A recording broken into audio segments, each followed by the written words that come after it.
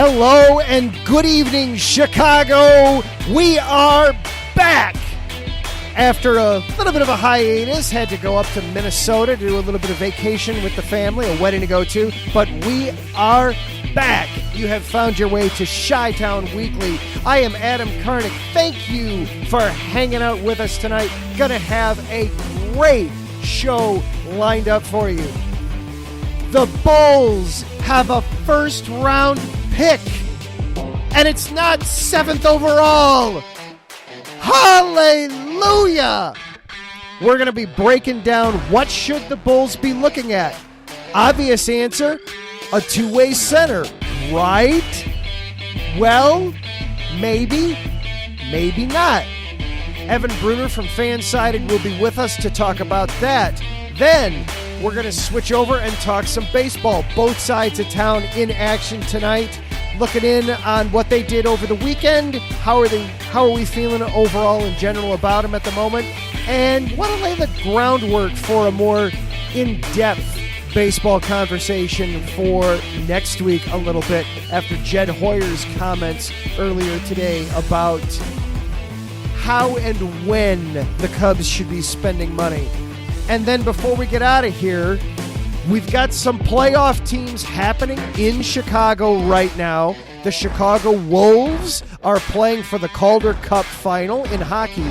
And NASCAR might be coming to Chicago. What? We'll be discussing all of that plus more right here, IE Sports Radio and Chi-Town Weekly. Buckling on up. Let's have some fun.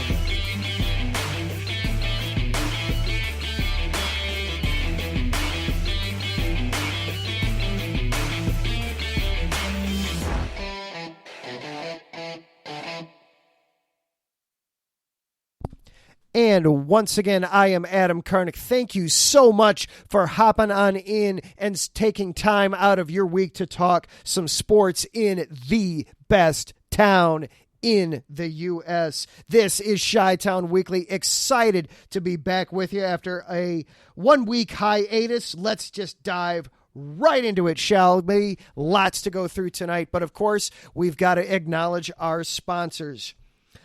The Southern California Warriors semi-pro football team. The world of semi-pro sports is unlike any other sports organizations.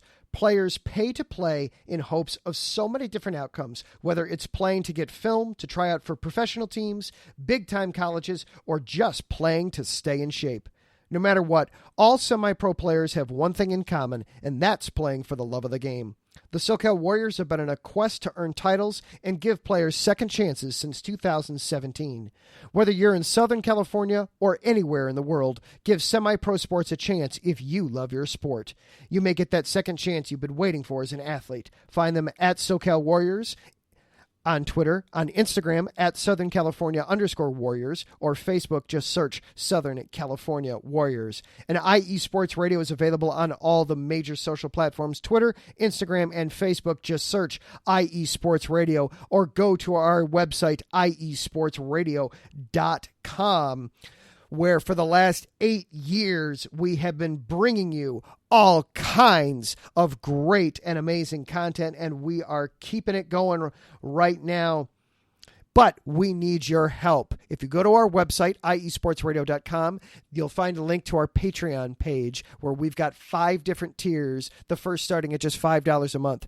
For a $5 monthly donation, you get a shout out on all of our shows. Want to shout out at Bay Area Raised, at Emlos Great, at Key to the Gate, and our anonymous donor at this point. Higher tiers gets you access to our podcasting university, or even a shout out and your own personal segment on The Defining Moment with Larry B., our flagship show. Thank you all so very much for continuing to support us and making these last 8 years a lot of fun and possible. And this show is available to you on Twitter as well. You can follow this show at IESRC. I am at Adam _Karnick if you want to follow along with me personally. And without any further ado, let's dive on into this, shall we? Oh, and if you're listening live here on Monday night on the Spreaker app, hop on into the chat room. Taryn is there. Good evening, Taryn. He was saying it was a little lonely on Monday without me. Yeah, Taryn's the only other guy that has a show on Mondays, so glad to be back, Taryn. Glad to be back. And without any further ado now, let's dive on in. We have got a guest tonight, Evan Bruner of FanSided. He's been a guest on here before, helping break down some Bulls talk. And with the NBA draft just 3 days away, who better than Evan to bring in and talk about Bulls draft options? Good evening, Evan. Hey, Adam. How are you doing? Doing pretty well. Got to check my setup here. Your mic's a little quieter than I thought it was. There we go. So, there we go. That's a little bit better. And we'll bump that up too. There we go. So, the Bulls have a pick, and it's not 7th. What do we do? What do we make out of this? Yeah, it's weird to see the Bulls finally picking outside the lottery. I think that has to be the biggest takeaway because they had those 3 consecutive 7 overall picks, none of which ended up being great for them. Both Markkanen, Wendell Carter Jr. got shipped off. Kobe White, he's still on the Bulls, but there's a good chance he gets moved this offseason. Then obviously they had the 4th pick in 2020. Last year they didn't have one. So just having a pick in towards the middle to end of the first round is something we haven't seen since really the Thibodeau era Bulls. So it's going to be interesting to see how they work this board. Yeah, and that brings up a good point because, of course, the NBA draft, sometimes it's not as deep as, say, the NFL draft, where you can find pieces seemingly anywhere, depending on the piece you're looking for. Ayo Dosunmu, now he was a second-round pick for the Bulls last year, a true diamond in the rough. As you're looking at this class as a whole, Evan, are we looking at a deep class, or are we looking at a, man, you better somehow find your way in the top 5 if you want a difference maker? I think there is a good amount of depth. Now, as you mentioned, generally speaking with NBA drafts, you're not going to get a ton of high-end talent outside of the lottery. The issue I would say for the Bulls in regards to the depth is that at the positions they need, targeting, ideally you'd want a two-way big. There's not really a prototypical elite center prospect here. And so because of that, you could see some of the bigs go off the board earlier, which can make it harder for the Bulls to get who they are targeting at 18. All right, so let's dive into the Bulls' strategy a little bit here. And by the way, you can follow Evan on Twitter at eBruner23, or just, follow FanSided at FanSided on Twitter. So I agree with you, Evan. It would seem on paper that the easy answer is, the Bulls should just go and get a two-way big man, either a center or a forward. Obviously, Vucevic hasn't quite panned out the way we would have hoped or liked when that trade got made in the first place a couple of seasons ago. But who are some bigs there at 18 that could fall to them? The guy that I like the most that I think would make a lot of sense to be there at 18 is Mark Williams out of Duke. He has some limitations, but the things that he does well should translate pretty easily to the next level. One of the best shot blockers in this class, 7'7" wingspan, 9'9" stand and reach. Does a really good job of not only blocking shots, but contesting and just kind of getting in the way in the paint.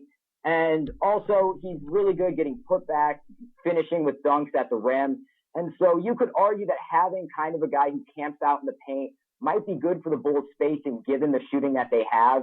And so a guy who doesn't have the upside of, say, someone like Bruner, isn't a great athlete, isn't a great shooter.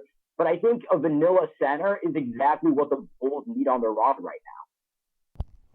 Makes a lot of sense. A 7'7" wingspan, that just, trying to picture that. That's enormous. That's huge. And if I'm reading his stats right, 7 foot, 242 pounds. Is that right? Yeah, that's what he's listed at. So just an all-around huge guy, great length, and he knows how to use it too. And he's just 20 years old too, so he could conceivably get bigger. Yeah, you might see him put on some muscle as well. But of course, it's not just as simple as grabbing the best big man, because you mentioned Kobe White, one of the previous 7th overall picks. They might be shopping him. And Zach LaVine is a free agent. For better or for worse, this is the strategy that both the Bulls and LaVine have decided to follow going into this offseason, to let LaVine test the waters of unrestricted free agency. Might they look at taking LaVine's replacement here? Should we read anything into it if they do draft something other than a big man? Well, I think the tough part about 18, as we've mentioned before, is you might not get the guys you are exactly looking for. And so it's a case of, do you go best player available? Do you draft for fit? There is some good depth at guard. I don't know if there's really a great shooting guard available, but you could see a couple of different guys. One player that I did see mocked to Chicago in a couple of places is Ty Washington. He's a guard out of Kentucky, and he's just a really cerebral player. The game comes very naturally to him. Great playmaker, and he's not the best three-point shooter, but with how he shoots the mid-range and how he can pull up, you feel like he can kind of build off. The Bulls have best in is Margin Beauchamp, who is he's out of the G League, another one, very physical player, could either play shooting guard or small forward at the next level.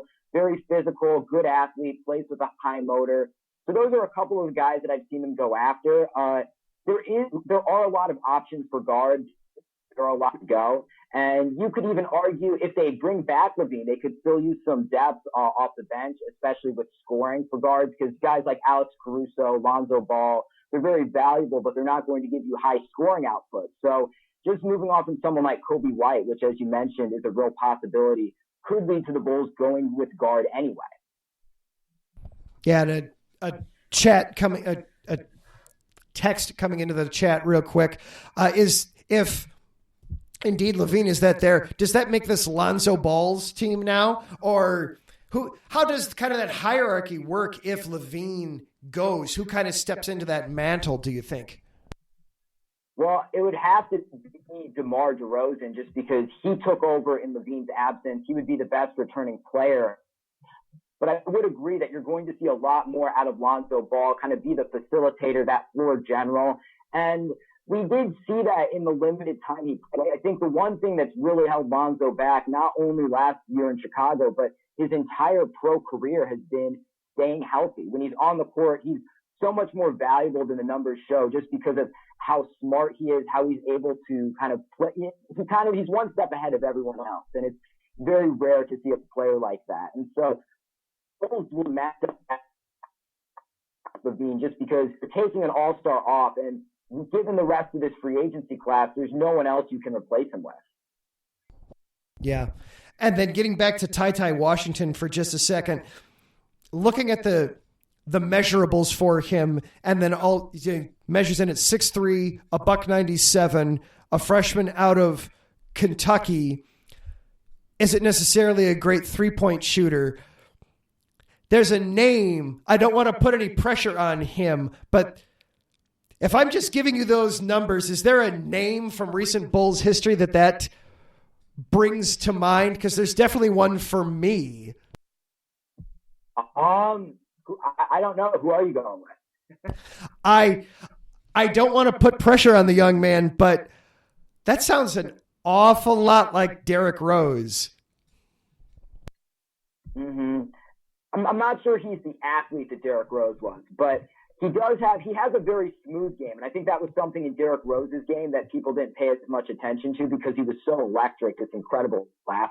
You kind of felt like Derrick Rose, there were times where the game looked like it just came so easily to him, so naturally. And I see some of that from Washington. And like you said, you never want to give a guy that type of expectation, because it's not fair. He's, projected to go in the 15 to 20 range. But I do see a lot of high-end stuff out of Washington. Yeah. Oh, yeah. It's a ridiculous comp to try to throw onto the young man, but just that description and then those measurables, it was just like, wow, that's very familiar sounding.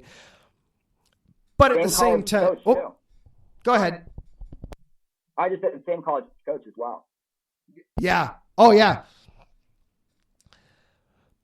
Still, I feel like heading into this, regardless of the position, it feels to me like the Bulls really do need to concentrate on finding somebody who can give them some defensive presence. Of course, you're going to see a bit more of that with Patrick Williams, hopefully staying healthy for most, if not all, of the season. But you might be losing Levine, and while he learned to give better defensive effort, he's not a terrific defender.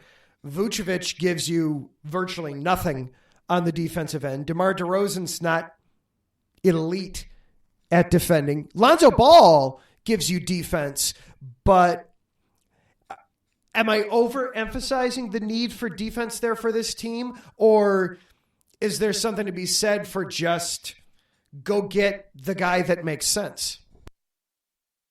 Oh, I don't think you're overstating this at all. I would say the biggest issue the Bulls had towards the end of the last season was their best offensive players were also some of their worst defenders. And so, as you mentioned, Vucevic, Levine, DeRozan, all statistically below average defenders, and that's putting it lightly for some of them. And so the team became very unbalanced. They could score a lot of points, but they couldn't generate many stops. And even though that will probably improve with the return of Lonzo Ball, bringing back Patrick Williams, that is still an issue you want to look into going forward. So I would 100% agree. You want more 3-and-D guys, two-way players.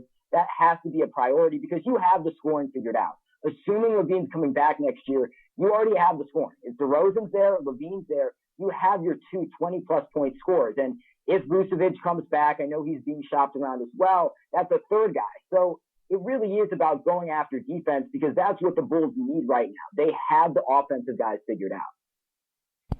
Yeah, and we saw so much last season where whether it was Giannis, okay, Giannis was dominating everybody, but when they would go up against a very talented big, they just had no answer for it defensively. All right, so this is going to be a little bit of a lead-in question. I have seen one or two mocks that have had Jalen Duren from Memphis slide down to the Bulls at 18. I know when we were talking beforehand that you see him pretty solidly as a lottery player, and that certainly makes sense. Would there come to a point, could Duren slide to a point where it would make sense that the Bulls trade up and try and snatch him? I don't know if Chicago's looking to trade up. A lot of what we've heard is that they're looking to trade out of the pick and trade back. But for a guy like Duren, I think he does fit a lot of the Bulls' needs. He, first of all, is a very good athlete for his size, not only as a shot blocker, but he's able to move really well on the perimeter, which is really, that's not something you see for most 6'10", 230-pound guys. And his biggest selling point is that he's still only 18 years old, won't turn 19 until this November. He actually reclassified. He should be graduating high school right now and entering college. And so given that those physical attributes with that age, at that size, to me, it's almost unthinkable unless there's something we don't know about his medicals or how he interviewed him sliding out of the lottery. I don't know if the Bulls are looking to trade up. I just haven't much with that, but he would be one where he fit all their needs, and he does still have the upside. And that's something for a guy I talked about earlier, Mark Williams. I'm not sure he has that type of potential. I could see Duren being an all-NBA, all-star caliber big. Yeah, Williams might be a little closer to his ceiling now just simply because he's already 20 years old, but Duren's ceiling certainly would seem like it's higher. It also would feel like a pipe dream if the Bulls could get him. It'd be great, but yeah, it feels a little bit like a pipe dream. Of course, it wasn't that long ago that we were saying it was going to be a pipe dream that the Bears are going to be able to get Justin Fields. So who knows? Crazy things happen on draft nights, don't they? Yeah, they do. All right. Evan Bruner of FanSided, thank you so much for hopping on tonight and helping us get ready for the NBA draft. It's Thursday. Again, you can follow Evan at eBruner23 on Twitter. And what kind of stuff you got coming out on FanSide? Anything coming up soon? Depending on what happens with the Bulls draft, I might write some stuff about that. You have some Bears content coming out. It's a little bit harder during the off season, but it's always kind of slow during the summer. So I'll let you know, though, when I have some stuff out. All right. Sounds great. Evan, you have a fantastic night, my man. Thank you. Great talking with you, Adam.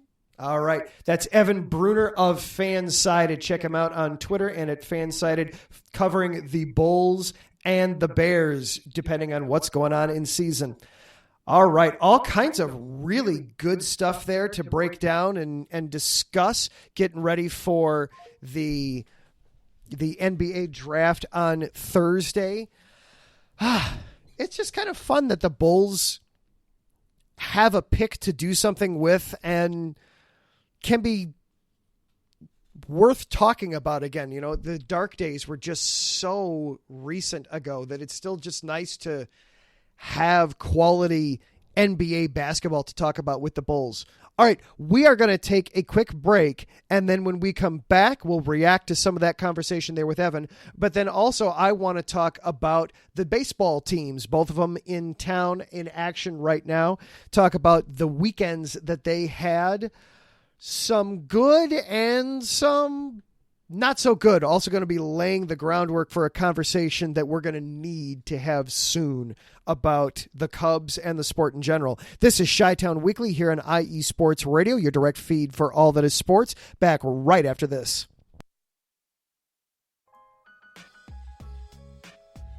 Hey, what's up, sports fans?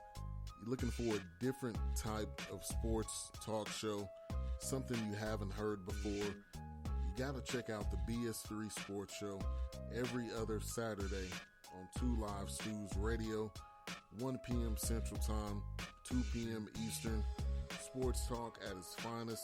Always have great guests, playing some good hip-hop. You don't want to miss it.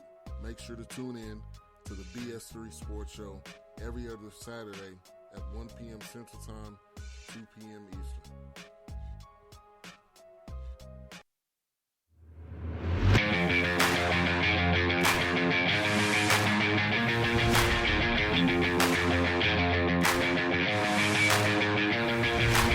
What's happening, sports fans?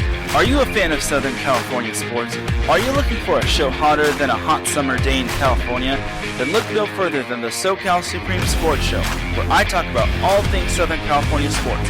That's right, all sports teams from Southern California.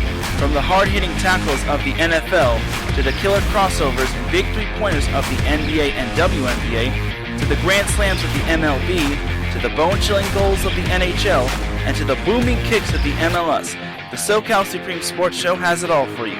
Oh, and let us not forget about the college sports as well. So join me, Taryn Rodriguez, every week here on IE Sports Radio, your direct feed for all that is sports.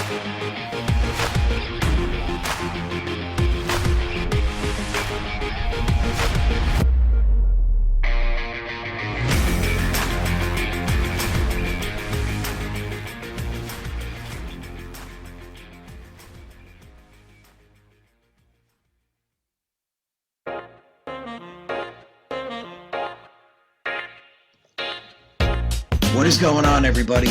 My name is Harrison Glazer, and we're coming at you from the Show That Never Sleeps podcast.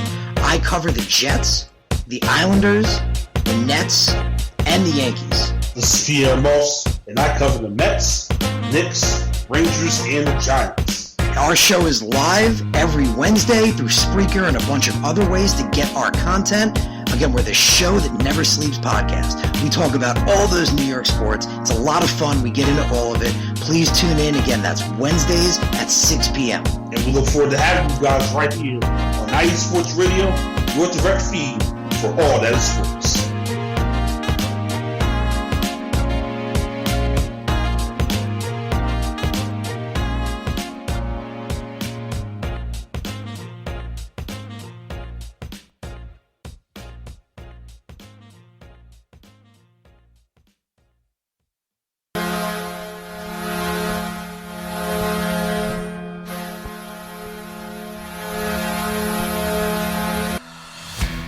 hockey fans. I'm Adam Kernick. And I'm Zach Puplis. Together, we are the newest version of Hockey Talk on IE Sports Radio, The Neutral Zone. Zone. We love hockey, but we also know it's not everyone's first sport. So we want to make this show as much for new fans as for the diehards. Whether you can name all the Swedes on the 08 Red Wings Stanley Cup team, or if you can't tell if Varlamov is a goalie or the latest trendy vodka, we're here to help. With facts, figures, and outrageous fans, we bring you all the hard-hitting hockey news you can handle, while still keeping it fun and on the rails. Well, mostly. So tune in every week as we go around the hockey world, from college to Canada, the minors and the majors, and everywhere in between. So bring your cellies. And your one-timers. You wicked wristas. And be sure to protect your five-hole. Catch the Neutral Zone every week on IE Sports Radio, your direct feed for all that is sports. We promise not to pick on the Arizona Coyotes every episode.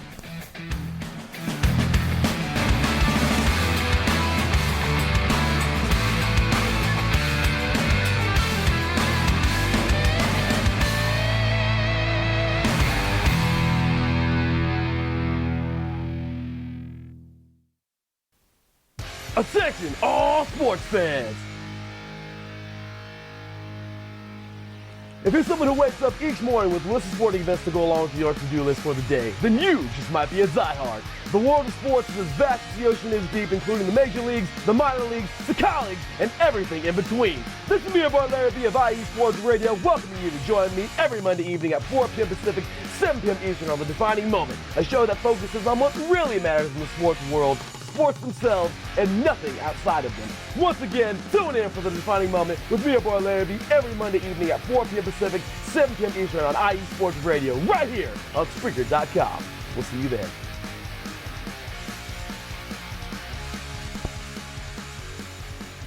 And welcome back into Chi-Town Weekly here on IE Sports Radio, your direct feed for all that is sports. Great conversation there with Evan Bruner of FanSided to get the show started, and I'm getting caught up in the chat room a little bit. Yeah, I am a little pumped up after I was hoping to at least be on to do Neutral Zone last week, and then travel schedule being what it was, I had to not do it. So yeah, and a week off from shows. Yeah, I think I am a little extra energized tonight. And then my mom chiming in with the strawberry shortcake. God, that was delicious. Oh my gosh.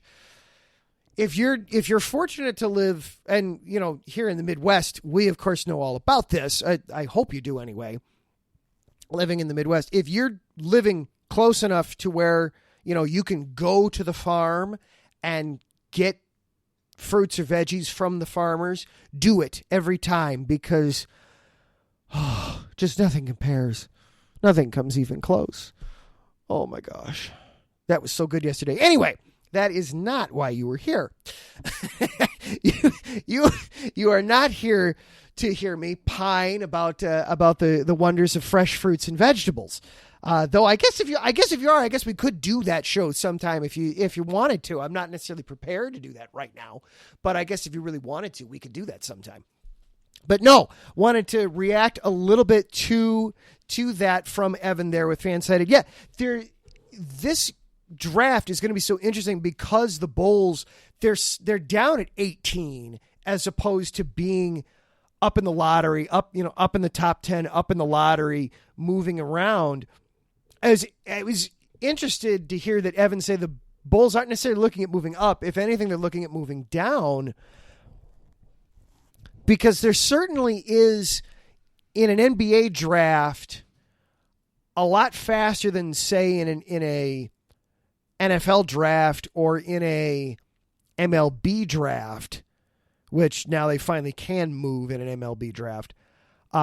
You certainly kind of hit the point of diminishing returns a lot faster in the NBA than you do in, say, the NFL, where, in the NFL, you could move back whole rounds sometimes and still find quality depth pieces. I mean, this draft, my goodness, you were finding quality players at basically every position in the 6th and 7th rounds still. In the NBA, you certainly get to a point where, you move from, say, 18 to 24 or 25, and suddenly the quality of player that you're getting has just taken a nosedive. So even though you're getting the extra picks, you're not necessarily getting the extra quality.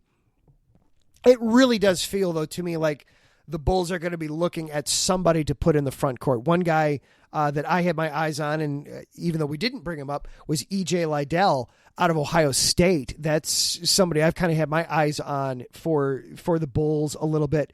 But anybody, even Williams that Bruner brought up, or any of the other guys, as long as it's somebody that can add defensive presence, that's a key component for the Bulls. They've got the scoring in place. Now, can they work to stop other teams from scoring a little bit? And that'll help them overall as a team. It'll be very interesting. Obviously, on Thursday, it'll be very interesting to see what happens with the Bulls and what they wind up doing and who they wind up getting. So we'll keep an eye out on that, and certainly we'll have a breakdown and some more analysis of that next week after the draft. All right, want to look over at baseball right now, and I just pulled up the scoreboard. Ew. I just saw the Cubs score. Ew. Middle of the fourth inning, Cubs at Pirates. They're in Pittsburgh, so they got started a little early tonight. Pirates 7, Cubs nothing. Ew. Caleb Killian not off to a great start in his third major league start tonight. Killian, actually, he's already been pulled even. Oh, my goodness. Lasted just 2 1/3 innings, gave up 5 earned runs on 3 hits and 5 walks. Oh, my heavens. Yuck. Not a good start for Caleb Killian. Some frustrating returns there on the Chris Bryant trade. Overall, though, it was a decent weekend for the Cubs. They finally ended their losing streak. They had lost 10 in a row. I was talking with some buddies of mine when they lost the 10th game in a row. Is, oh my gosh, losing 10 in a row, and now the Braves come in a 14-game winning streak. Oh, this should be awful. And I threw in there, just watch, the Cubs will sweep the series, and then they took the first 2.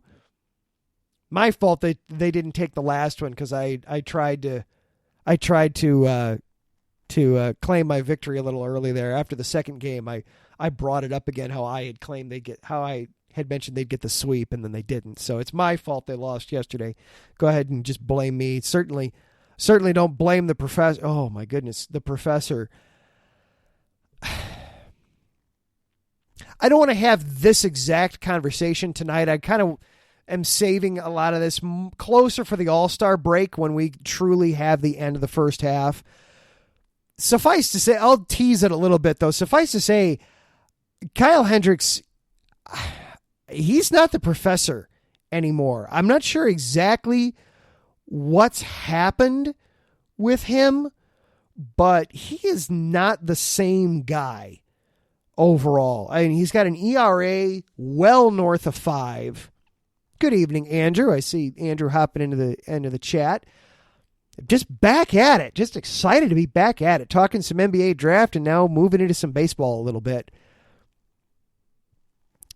I don't know what's up with Hendricks. That I don't know if he's hurt or simply has lost his command. If it's as simple as he's lost his command, then man, he's done, because he never had the ability to just put the ball past guys. He was always somebody that had to go up there and kind of fool people.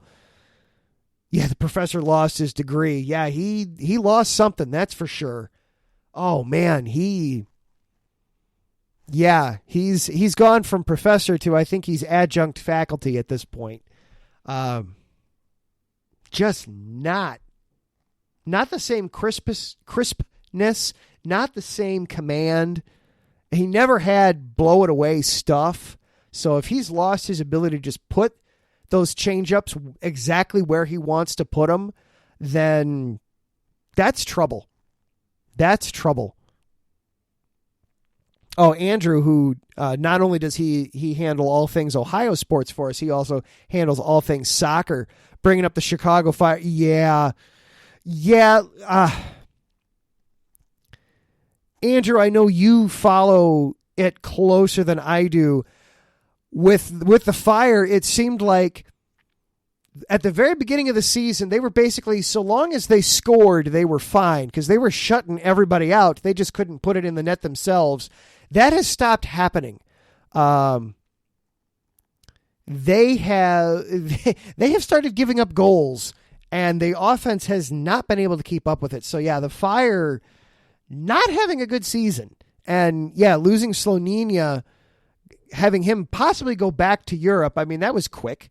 You know, it was, oh, look, here's a European player that should be maybe not quite good enough to play major Euro soccer, but sure, he could come into the MLS and have a major impact. And no, apparently not. And apparently he's going to go back across the pond and have more fun over there. So, yeah, rough for the Fire right now. Not good things right now for the Fire. Also, not good things for the White Sox right now. They are up 1-0 right now. Or excuse me, they were up 1-0, and then I looked at the score. They're now down 2-1. You can thank a Blue Jays home run for that. I shouldn't have looked. Then everything would have been fine. Lance Lynn on the bump tonight, making his second start of the season, trying to come back after just recovering from his surgery. But on the one hand, and for those that missed it, even though I was gone during the bulk of the Tony La Russa fiasco, I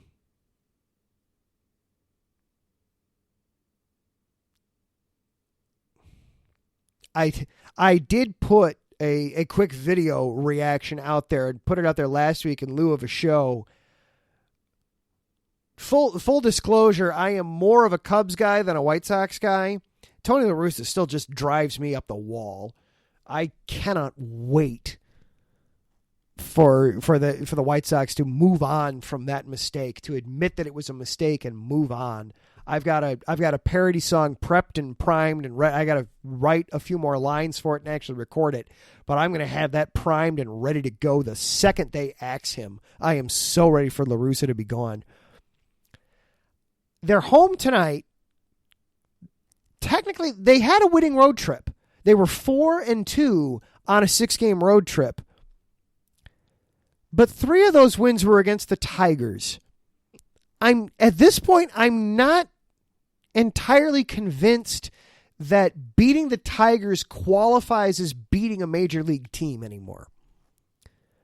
On the one hand, of course I say that, and then on the other hand, I would love if Major League Baseball could somehow arrange it that the White Sox just play the Tigers, 6 times a month for the rest of the season, and just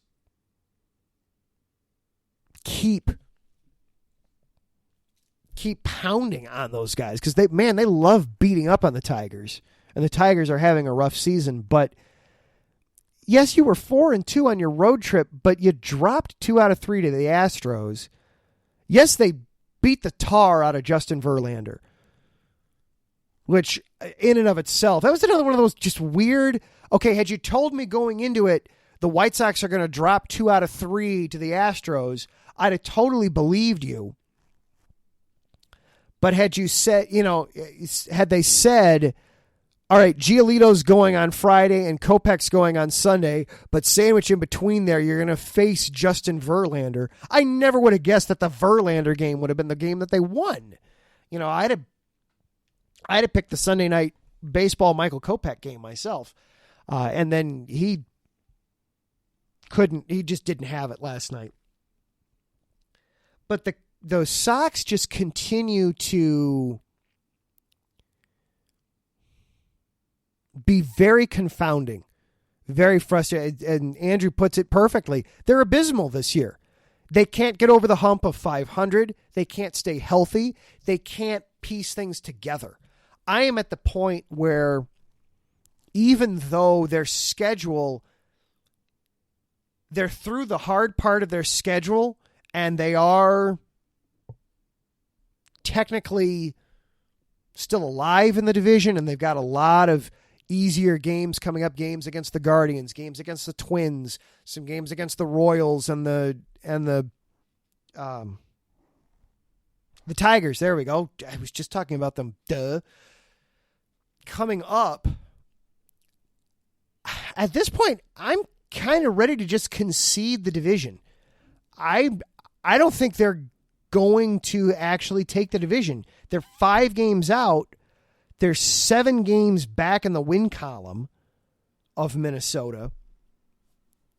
I don't think they're taking the division, which is beyond absurd and beyond frustrating to even contemplate and consider at this point for the White Sox. It's bizarre. It's crazy. But even if they do turn it around and have success now in the easy part of the schedule, they've shown through the first basically half of the season, they're not going to do well against the elite of the American League. They're going to struggle against. There's no reason to think that if they get Houston in the first round again, that it's going to be any different than it was last season. There's no reason to think that if they, God forbid, draw the Yankees in the first round,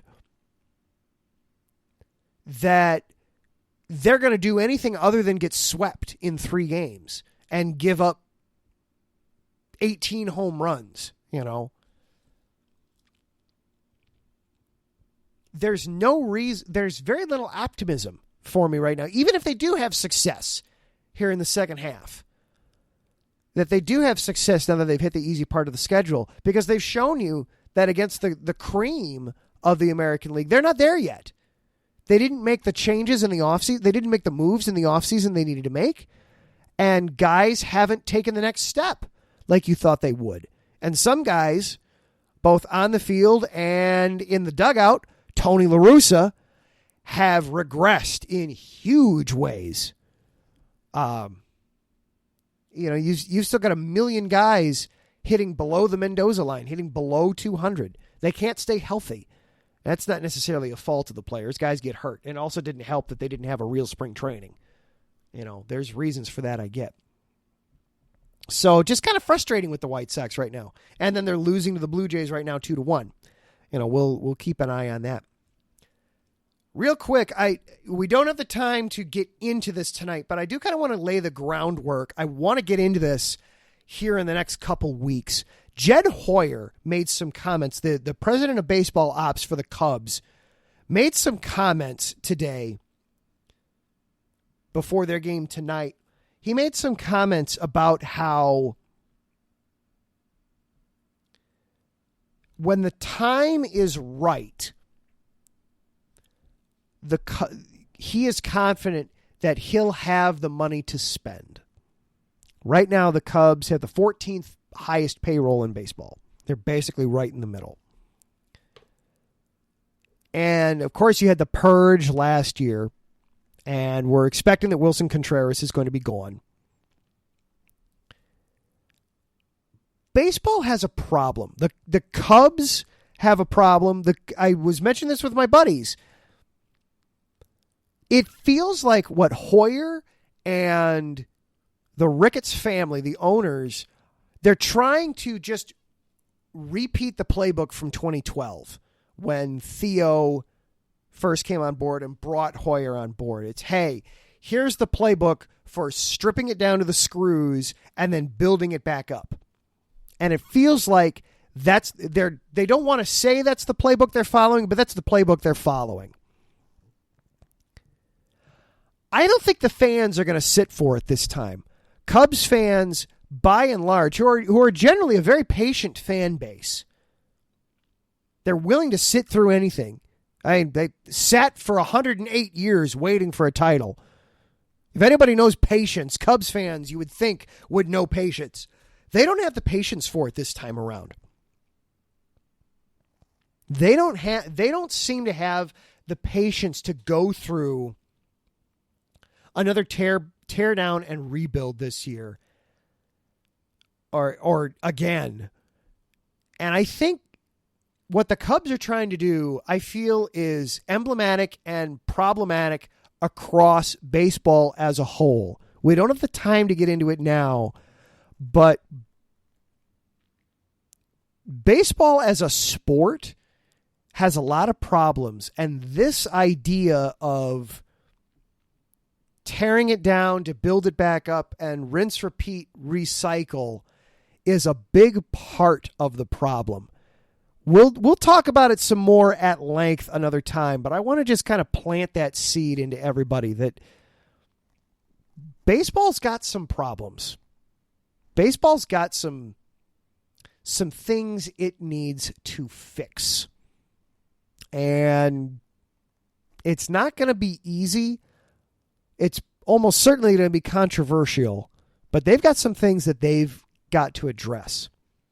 Speaking of controversial things that need to be addressed, on the other side of a break, might NASCAR be coming to Chicago? And might it not necessarily be at a standard racetrack? Huh? We will discuss that before we get out of here. This is Chi-Town Weekly on IE Sports Radio, your direct feed for all that is sports. Back right after this.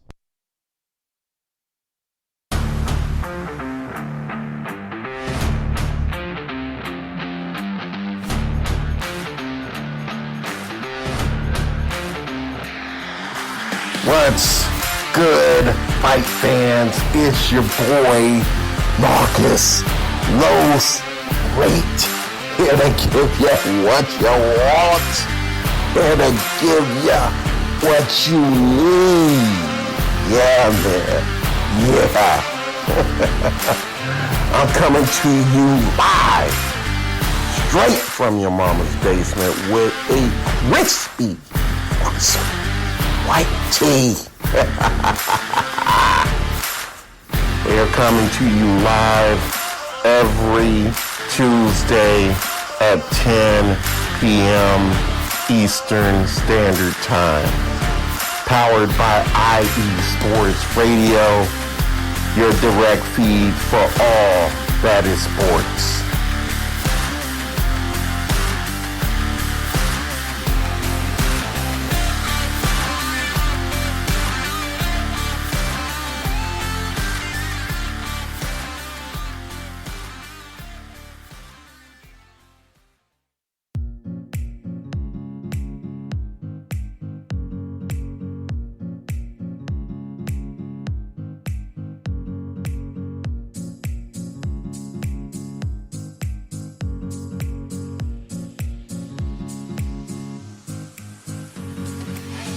Sports fans, are you looking for a sports show that maybe isn't 100% about sports? Then you might want to check out the Sports Couple Perspectives right here on IE Sports Radio, your direct feed for all that is sports. Most sports shows cover only scores and stats, and while we're not opposed to that, we dig a little deeper into sports issues and some of the hottest topics in athletics. In addition to sports, we take a journey through my neck of the woods, pop culture, with movie reviews of both sports and non-sports films. Speaking of pop culture, make sure to participate in our game nights, where we quiz each other on our specialties, and you, the listeners, can win IE Sports Radio apparel. We always have a great time learning more about each other's worlds, one show at a time. So join us each week on the Sports Couple Perspectives, right here on IE Sports Radio, your direct feed for all that is sports.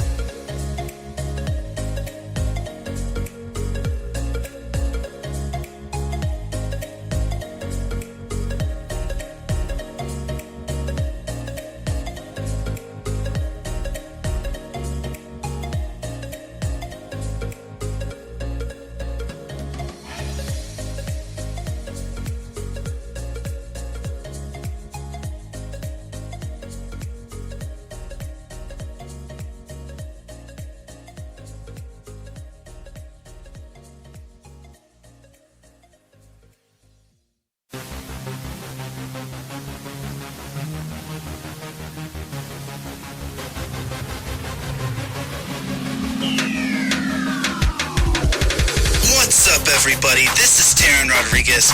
Are you a fan of volleyball? Are you a fan of Thunder Spikes? Then I have the show for you, Set Point, where I cover NCAA men's and women's volleyball, high school boys and girls volleyball, beach volleyball, and even professional volleyball. Catch the action every week here on IE Sports Radio, your direct feed for all that is sports.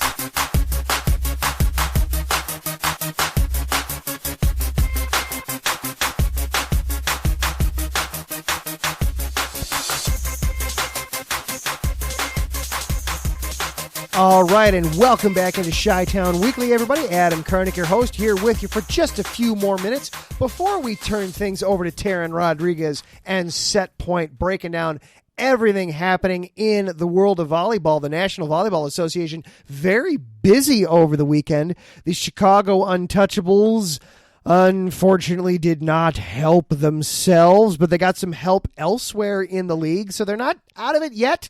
They're not out of the playoff consideration yet. They've got some hope there. Taryn will have far more details than I will on that, so be sure to stick around. Just check out the show. Taryn does an amazing job. You will be amazed at how much volleyball there is to be discussed and broken down, and just cool stuff that he does throughout the show. Stick around, check it out. Another show that you need to check out here on the network is on Thursday nights. You need to check out The Extra Mile. Daryl and Chris do an excellent job, and Daryl brought this to my attention over the weekend. We've started, all the shows on the network have started doing videos on Twitter, so be sure to follow us on Twitter at IE Sports Radio, because they all get retweeted from there, but then find the individual shows and follow them as well. IESRC, for example, for this show. Follow us on Twitter. We're trying to do more and more videos, video interaction that way, and one thing that Daryl brought up was there is talk that, and Michael Ward also on Extra Mile. Thank you, Taryn. Michael Ward also part of the Extra Mile crew. There is talk that NASCAR might be coming back to Chicago. Of course, during the pandemic, they dropped Chicagoland Speedway in Joliet. They no longer do NASCAR races there in Joliet. But there's talk that Chicago might come back in the form of a street race. Literally taking downtown Chicago and turning it into a NASCAR street racing course. Now, I am not versed enough in NASCAR. I am not educated enough in the world of automotive racing to get into the nuts and bolts. Sorry, I just realized I made a really bad pun there. I'm sorry. I am not educated enough to really get into the nuances of the argument and the controversy. I know that there is already a dedicated road racing course in the NASCAR circuit, and so there's fear that having a street race in Chicago would replace that. Beyond that, I'm not educated enough to get into the controversy there. Definitely check out Extra Mile on Thursday nights. They can give you more of the in-depth conversation and the reasons for and against. What I can tell you, though, Chicago is an amazing sports town, and you want to talk about picturesque. Lakeshore Drive would have there'd be some beautiful shots of obviously the city and of the race and of just the landscape there, to have shots of cars going down Lakeshore Drive racing. Obviously, there's all kinds of things that have to go involved in it. Obviously, you have to get people like Mayor Lightfoot involved. But the idea of a road race in Chicago is very exciting. And all right, you're worried about having it replace a road race that you have elsewhere. And I've had other people tell me over the weekend, well, road races, they sound cool, but after about one race, they lose their luster. They're not as cool anymore. You don't want to keep going back to a road race site. Okay, then make it a traveling event. Have one in Chicago, then have one in San Francisco, have one in, pick a town, pick places that you don't already have races and try to get some fresh blood involved in the racing world. I think that would be cool. But I was made aware of that over the weekend and just wanted to chime in 2 cents. Before we get out of here tonight, and we are getting real close to wrapping it up, do want to give a quick shout out to the Chicago Wolves. For those who do not know, there is playoffs going on right now in Chicago.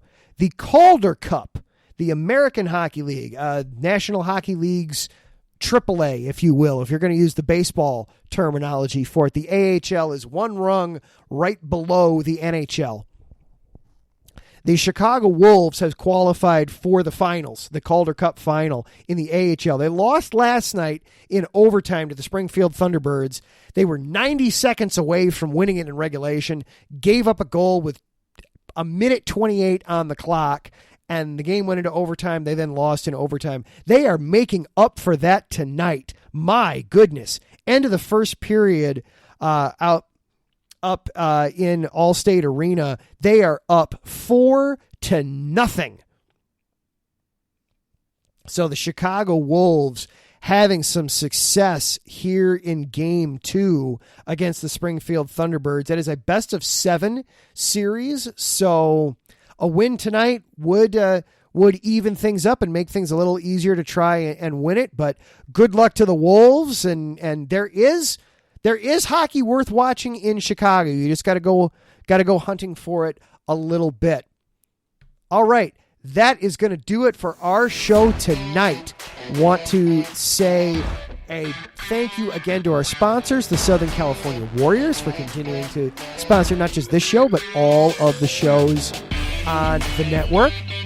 Say a shout out again to all of our Patreon supporters, Emlos Great, Bay Area Raised, Key to the Gate, and our anonymous donator. Again, go to our website, iesportsradio.com. You'll find a link there to our Patreon page. Just $5 a month. You too can get a shout out to help keep us raising the game here at IE Sports Radio. Help obviously keep the lights on, but also just help keep us raising the bar, keep putting out bigger and better content each and every week. Thank you to Larry B for all the hard work you're doing behind the scenes. It is not going unnoticed, Larry. It is very much appreciated. Thank you to Taryn and to John and Andrew for being in the chat room. Huge thank you to Evan Bruner for being part of the show tonight, breaking down the NBA draft. Thanks, Mom, for being in the chat room as well. Next week, we will be breaking down the Bulls draft. We'll look at who they did take and break down how that went, what we can expect from them then starting in the fall. We'll, of course, do some more baseball, and we'll see what else kind of comes our way. Coming up next, of course, Taryn Rodriguez and Set Point. Be sure to stick around. You do not want to miss that. For IE Sports Radio, I am Adam Karnick. Everybody stay safe, stay healthy. We will see you next week.